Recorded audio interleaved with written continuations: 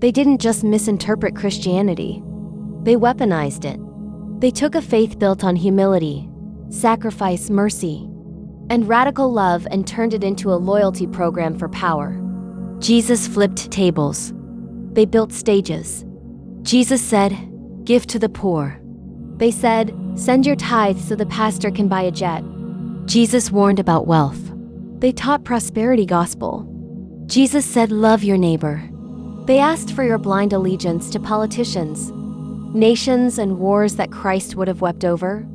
And let's talk about the biggest lie they slipped in quietly over decades. That supporting Israel unconditionally is a Christian requirement. No nuance, no historical context, no moral accountability. Just checks, silence, and slogans wrapped in scripture taken out of time, place, and meaning. They blurred ancient Israel, modern geopolitics, and American empire into one unholy triangle and told believers, questioning this is questioning God. That is not faith. That is coercion. Then came gender roles. They told women submission meant silence. They told men leadership meant dominance.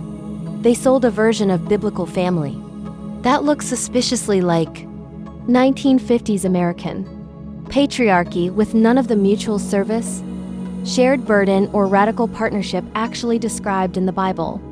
They ignored Proverbs praising women as business owners, Jesus trusting women as witnesses, Paul talking about mutual submission, Christ washing feet instead of demanding obedience, and replaced it with control, hierarchy, shame, fear. They turned faith into a rule book for power instead of a path toward transformation.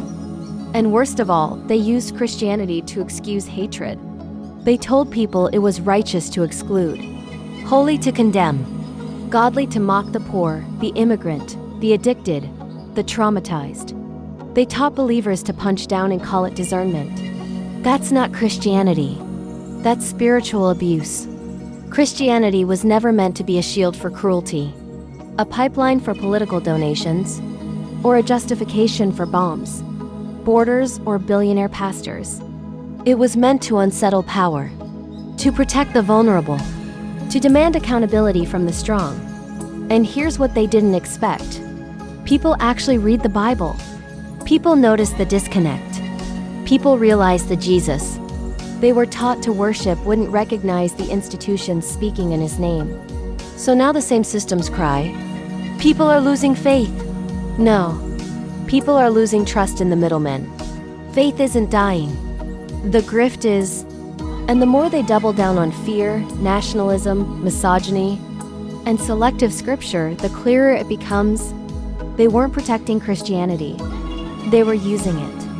And once you see that, you can never unsee it. The tables are flipping again.